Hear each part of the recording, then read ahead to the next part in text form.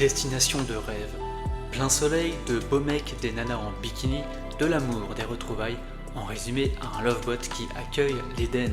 Détrompez-vous, la croisière s'amuse, diffusée dans les années 80 sur TF1, puis sur France Télévisions dans les années 90, regorge de secrets et d'événements très éloignés de la réalité idéaliste dépeinte à l'écran. Entre la terrible fin d'un paquebot qui fit rêver des dizaines de millions de téléspectateurs pendant toute une décennie, un incident qui aurait pu tuer l'une des comédiennes stars en marge d'un tournage, ou encore le quotidien difficile de la chef de paquebot qui inspira la création du show, découvrez avec ce 12e dossier de TV Files l'iceberg de la série La croisière s'amuse. Ça ne s'invente pas, me direz-vous.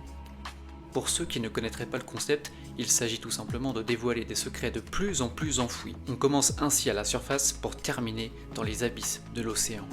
Peut-être allez-vous voir dans cette série épicurienne, créée par un Aaron Spelling au sommet de son art avec notamment les drôles de dames et Starsky et Hutch à son actif, d'un œil tout à fait différent et constater que les traversées furent souvent tempétueuses.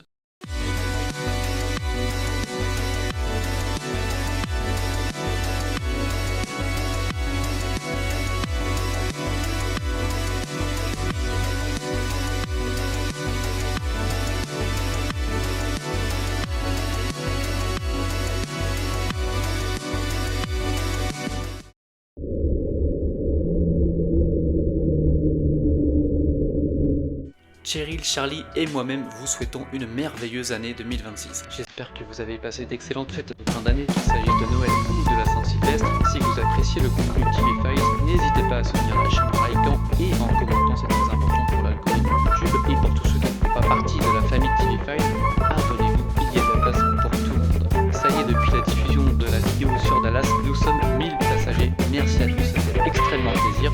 Sans plus attendre, levons l'ancre et larguons les amarres pour la suite.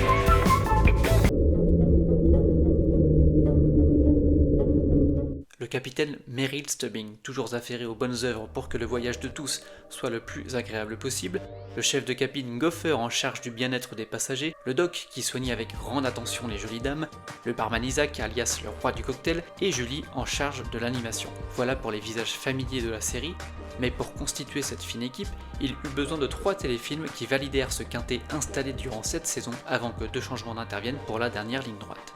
Mais au total, ce ne sont pas 3 mais 4 téléfilms qui enrobèrent l'univers de Lovebot, alors que le final de la série avait notamment vu le capitaine prendre la main d'Emily dans une cérémonie, mais aussi les adieux d'un Gopher ému aux larmes, voilà qu'un 4e long métrage fut présenté aux fans 4 ans plus tard.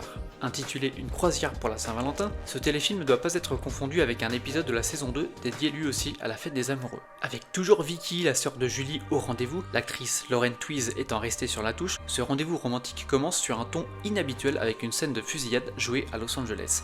Mais dans les dernières minutes, l'amour reprend charmant le dessus, car dans leur cabine, tous les couples reçoivent une offrande sous forme de cœur, des liasses de dollars. L'occasion de repartir pour une nouvelle croisière, mais c'est bien le capitaine Stubbing et sa rose qui conclut ce long métrage accueilli aussi bien que la collection. Mais là encore, ce n'est pas la dernière réunion de l'équipage qui fit ses armes sur le Pacific Princess. Entre 1998 et 1999, la chaîne UPN, qui aura eu la même durée de vie que le Lovebot sous son format série, à savoir 10 ans, relance la machine en dégainant Lovebot Nouvelle Vague. Rien à voir avec Godard ou Truffaut, c'est tout simplement l'histoire d'une équipe flambant neuve qui propose ses aventures sur le Sun Princess. Tout comme sa grande sœur, le produit propose le même triptyque. On ouvre avec l'embarcation, on donne du baume au cœur au public avec des histoires qui trouvent une issue positive, et on referme avec le débarquement. Le 4e épisode de la saison 2 s'intitule Réunion, faisant écho au retour du casting original, incluant Julie. Une aventure qui prend quelques libertés avec précédemment l'évolution des personnages, puisque Julie apprend par hasard que le doc a toujours nourri des sentiments à l'égard d'une ex-collègue, et cette ex-collègue, c'est elle. Plus de non-dit dans cet épisode, Julie et le doc avouent ce qu'ils n'avaient jamais su dire auparavant.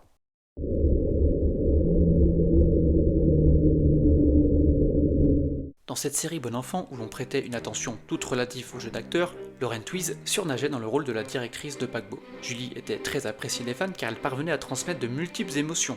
Le ressort comique de la série ne passait pas toujours par elle, mais s'agissant des coups de cœur et des coups durs, on pouvait compter sur la protégée d'Aaron Spelling pour offrir un certain relief aux épisodes. Ce n'est pas un hasard que Julie soit accompagnée d'une certaine authenticité. Celle qui était destinée à épouser Tony n'est pas totalement un personnage fictif. Elle est basée sur le vécu de Geraldine Saunders, ancienne directrice de croisière, et aussi fleur bleue que la jeune femme qui disparut du jour au lendemain des écrans. En 1974, elle publie ses mémoires de Lovebots, qui, 3 ans plus tard, donnèrent sur petit écran la série aux 249 épisodes. Le parcours de cette femme intéressa les producteurs car il est singulier. S'il est difficile de l'établir avec exactitude, elle est considérée comme la première directrice de croisière pour une compagnie de luxe. A minima, elle est l'une des premières. Dans ce milieu, jusque dans les années 60-70, la présence d'une femme dans l'équipage est synonyme de la patte de lapin pour les marins, autrement dit un mauvais présage. Sans s'apitoyer sur son sort, puisque ses écrits sont positifs pour ce milieu qu'elle a fini par apprivoiser, il y est question de luxe et de luxure. Elle décrit également des agressions sexuelles ou tentatives d'agression commises par des passagers virilistes. Mais pas que. Une fois, c'est l'un de ses collègues qui s'était introduit dans sa chambre et l'attendait dans la douche. Pour Géraldine, les croisières ne furent pas des longs fleuves tranquilles.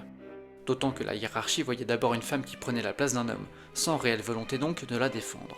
Sur un plan personnel, Geraldine Sanders vécut jusqu'à 95 ans, mais elle perdit sa fille Gail en 1970 d'une hypoglycémie, un drame qu'elle comptait évoquer dans son prochain livre.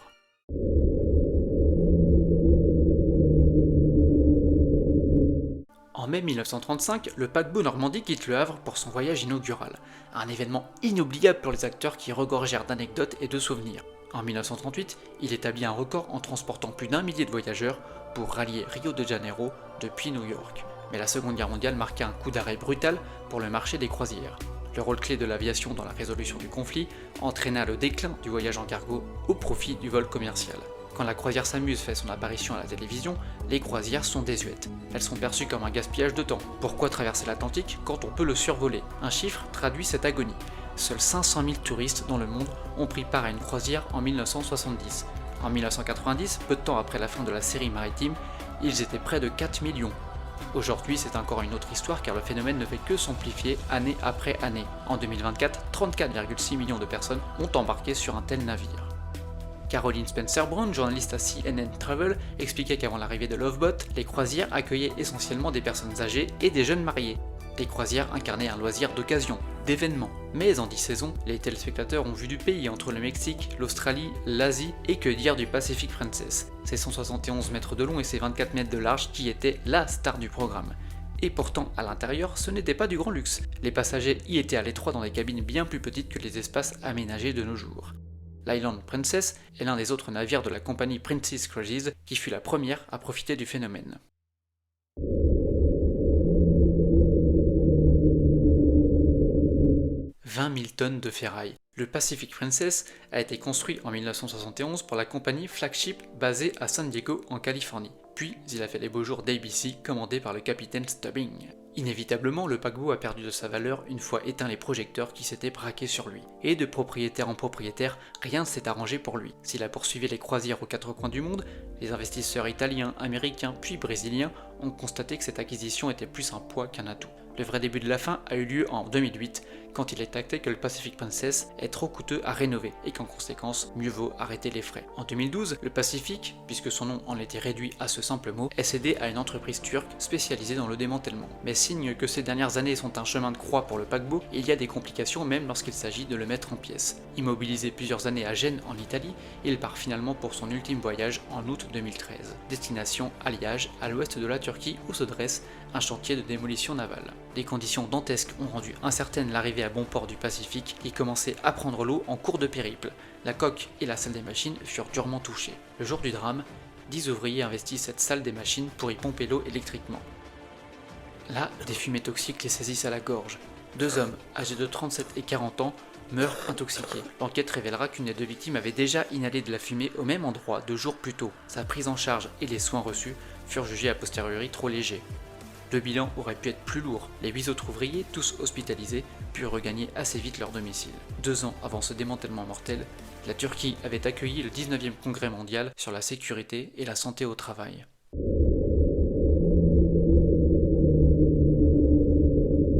Si le Pacific Princess a eu quelques belles années supplémentaires post de Loveboat avec des croisières en mer Méditerranée, l'atterrissage fut plus rude pour les vedettes du programme. Tour d'horizon.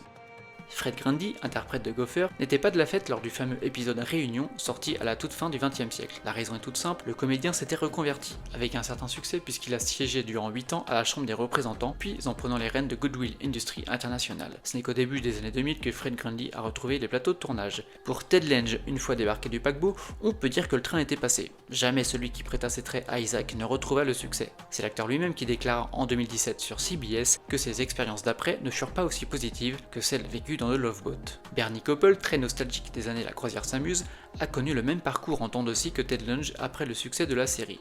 Jusqu'à tout récemment, le comédien aime revenir sur le succès inattendu d'un programme auquel peu de médias croyaient. Le Los Angeles Times écrivant dans sa ligne que The Love Boat allait connaître la même issue que le Titanic, quand le New York Times lui qualifiait la première saison de bouillie infâme. Pour Jevin McLeod et Torrent Tweez, les choses furent très compliquées après avoir rangé les tenues du capitaine et de l'animatrice au placard. Le premier a lutté contre l'alcoolisme, des épisodes dépressifs et contre son corps. Il survécut notamment à 2 crises cardiaques et sa foi chrétienne fut essentielle. C'est à elle qu'il consacra ses dernières années. Aussi, il prit son rôle phare très à cœur, car il participa à l'inauguration de plusieurs navires pour l'entreprise Princess Cruises. Lauren Tweez, elle, combatut une autre addiction, la drogue. C'est ce fléau qui eut raison de sa participation dans la série. Si consommer de la drogue n'était pas un phénomène rare à Hollywood dans les années 70, les producteurs de La Croisière s'amuse se montrèrent intransigeants avec la comédienne, qui s'éloigna un long moment du strass et des paillettes pour se soigner. Dans une interview à TV Guide, la comédienne avait sorti cette phrase choc: « Tous les dollars gagnés dans The Love Boat ne sont pas allés sur mon compte en banque, mais directement dans mes narines. » Et ce n'est pas le succès de la série qui l'a plongée dans cet état, car elle a également révélé avoir commencé la cocaïne très peu de temps après son casting réussi pour le rôle de Julie McCoy, qui avait attiré plus d'une centaine de prétendantes. On s'enfonce dans les abysses des abysses avec cette dernière histoire ayant trait au show américain. Et il concerne toujours, partiellement, celle qui a participé à Drôle de Dame, Starsky et Hutch, mais aussi Rick Hunter. Nous sommes en 1982. L'équipe de tournage est en Turquie, nous y revoilà. Après une soirée, Lauren et Fred sont dans un même taxi qui doit les ramener à l'hôtel. Le véhicule est orné de ballons gonflés à l'hydrogène. C'est alors qu'une cigarette enflamme les ballons et provoque une explosion qui atteint l'actrice, mais surtout Fred Grundy, grièvement blessé aux mains et au visage. Selon des témoins de l'époque, des flammes furent projetées à près de 2 mètres de haut, si bien que beaucoup crurent dans un premier temps que le taxi avait été la cible de terroristes. Les bons soins tardèrent à être prodigués, car les 2 vedettes étaient censées être accompagnées d'un médecin qui confessa dans la foulée n'être qu'en première année de médecine. Fred Grundy rapporta qu'il n'était pas capable de poser une perfusion. Vous l'aurez remarqué, certains protagonistes de la série le furent sous perfusion, une fois le temps du succès révolu. À suivre, une série de guerres destinée à faire sourire. C'est le pari audacieux et réussi de la série MASH qui se tenait durant le conflit de Corée, et qui a connu un franc succès après déjà Papa Schultz en France. Rendez-vous lundi prochain pour le 12e dossier de TV Files consacré à la série de CBS qui eut une longévité similaire que de Love Boat en nombre d'aventures. Merci une fois encore de soutenir Charlie et Cheryl et de ne pas oublier sur cette chaîne que le bonheur est antérieur.